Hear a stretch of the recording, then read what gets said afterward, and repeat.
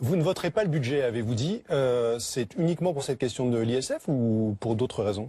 Non, j'ai pas dit que je ne voterai pas le budget. J'ai dit qu'en l'état actuel, je n'avais pas l'intention de le voter. Alors c'est à peu près la même chose. Mais allez-y. Pas du tout, parce que moi j'aimerais que les débats servent à quelque chose. Et que ce qu'on nous a dit avant la présidentielle, c'est-à-dire on est capable de regarder les choses au fond, ça soit vrai. C'est pas on a raison, on n'écoute plus rien quand on est au pouvoir, parce que je pense que ça conduit toujours dans le mur. Nicolas Sarkozy et François Hollande s'en souviennent.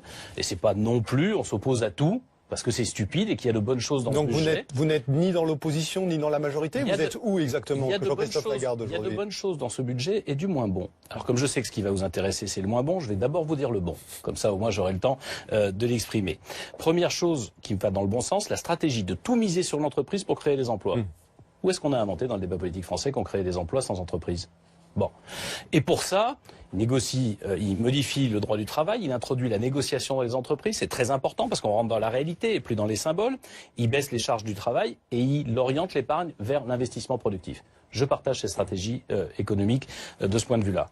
Sur l'éducation, parce qu'enfin on remet du bon sens dans cette grande maison grâce à un ministre exceptionnel qui est Monsieur Blanquer. Est-ce qu'il ne va pas alors? Sur la volonté de rendre l'Europe efficace, il n'y en a plus qu'un, rassurez-vous.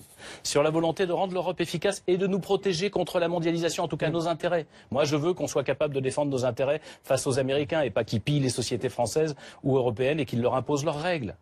Et quatrième point, on va voir d'ailleurs si ça se concrétise, sur ce que j'appelle désidéologiser, sortir l'idéologie de la politique de sécurité. Depuis 2002, depuis l'élection de Jacques Chirac, on parle de la sécurité des Français comme une idéologie. C'est le discours de mercredi dernier. Il y a les laxistes et il y a les autres. Bon.